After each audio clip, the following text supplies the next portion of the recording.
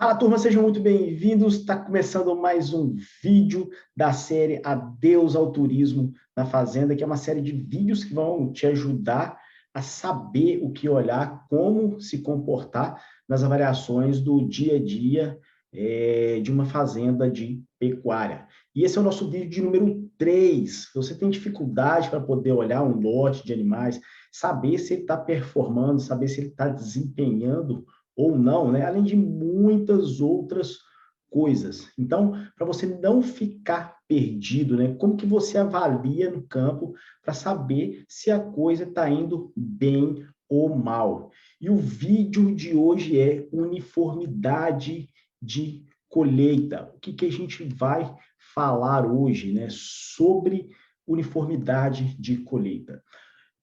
Quando você coloca, né, um determinado lote em um pasto, seja ele grande ou seja ele pequeno, o que que acontece? Tem uma coisa que a gente chama de área de preferência. O que que é isso, né? Os animais, eles têm os lugares que eles preferem pastejar, principalmente aqueles lugares, né, onde que tem um capim que tem uma fibra mais, vamos falar assim, mais molinha, né, que o pessoal geralmente fala, oh, o capim tá molinho, né?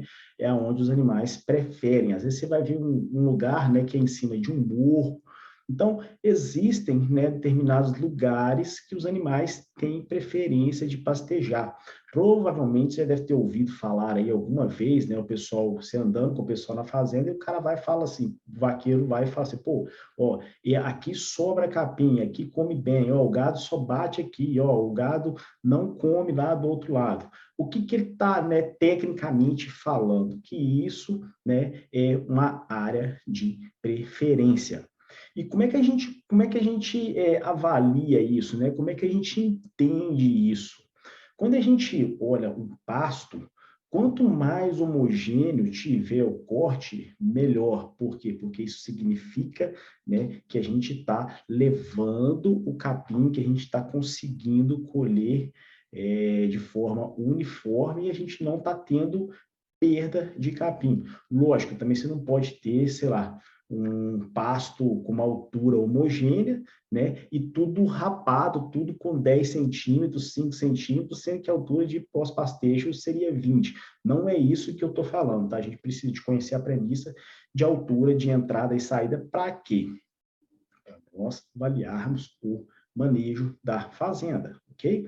Então tem que ter isso muito claro na cabeça, porque senão a gente vai aí começar a confundir os conceitos, tá? Mas quando eu olho um pasto, independente, né, do tamanho que ele seja, independente da topografia que ele seja, a gente precisa de ter o quê? Uniformidade de colheita. Então, geralmente, pastos maiores, pastos com topografia irregulares, a gente tem essa possibilidade disso acontecer um pouco mais. E existem algumas estratégias de manejo que a gente faz para poder adequar isso. Tamanho de lote é um, categoria de animais é outra, às vezes a própria redivisão de pasto, né, é uma outra forma de corrigir isso. Para quê? Para evitar que a gente tenha esse tipo aqui de situação. Então, isso aqui quer dizer o quê? Isso é uma desuniformidade de colheita. Alguma coisa no manejo precisa de ser ajustado. Nesse quadro aqui, vamos falar que a luz amarela está acesa, né? Diego, dá para poder passar? Dá, tá? Do jeito que está aqui, nessa foto, você pode ver que a gente tem aqui alguns, né, uns voos de pica-pau, que a gente fala, um serrotão, que a gente tem algumas diferenças. Pode sim, tá? Pode ser que passe, mas não é desejável. A gente precisa de quê? De colocar pressão de pasteio, a gente precisa de colocar, né, um lote de animais, uma taxa de lotação que vá comer esse capim de uma forma mais homogênea, ok? E quando aonde que a gente tem isso, né, acontecendo mais? Geralmente em pastejo contínuo. O que é pastejo contínuo? É quando os animais ficam estáticos ali naquele pasto, eles só comem ali naquele pasto, ele fica ali parado, ele não troca, né, ele não alterna, ou então ele não rotaciona com outro grupo de pastos, tá? Então, assim, se a gente for falar, pô, mas peraí, né? Na seca, isso aqui é um exemplo claro. Essa fazenda, a fazenda que eu atendo, no Vale do Araguaia, o manejo de andropólogo dessa fazenda é um dos melhores manejos que eu conheço a nível de Brasil, em todos os lugares que eu ando. Tá? Então, vocês podem ver que a toceira está aparentando aí, tá, né, um pouco mais alta, mas é a altura que a gente trabalha nessa fazenda, tá? Quando chove, essa toceira ela tem facilidade de apodrecer e cair, então pode tirar esse conceito aí que o resíduo pós-pastejo, que é a toceira, tá irregular. Então, vocês podem ver que o pasto, ele tá de fora a fora, ele tá uma reguinha, vocês estão vendo? Não tem aquele vouzão de pica-pau, que é muito normal quando a gente vê em pastos, né, de pânico, capins de crescimento cespitoso, que é o andropógon, que é o zui, que é o marçai, que é o mombaça, e etc.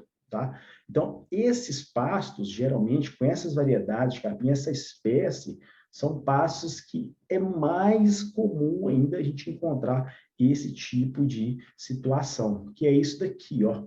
Acho que está brincando de pique-esconde com esse boi, né? Esse mesmo pasto aqui, tem lugares que o capim está com 20 centímetros dentro de uma mesma área e tem lugar que ele passou. Então, isso é uma evidência muito clara de que de área de preferência, né? E quem está no dia a dia do manejo não conseguiu entender, não se adequou, não tomou as ações devidas que são precisas, né, de fazer para poder reorganizar isso. E não necessariamente precisa de investimento, tá? Dá para poder, vai resolver 100%? Às vezes não, mas tem formas da gente fazer isso. Né? Passa um lote maior de gado, passa uma outra categoria, começa a fazer um manejo rotacionado, coloca mais bocas por metro quadrado. Então, tem algumas ações que nós precisamos, né, trazer para a mesa, avaliar as possibilidades, os pós e os contra de cada estratégia, e aí a gente tocar para frente da melhor forma que for possível. Beleza, pessoal? Então, esse é o nosso vídeo de hoje. Até a próxima. Obrigado e tchau!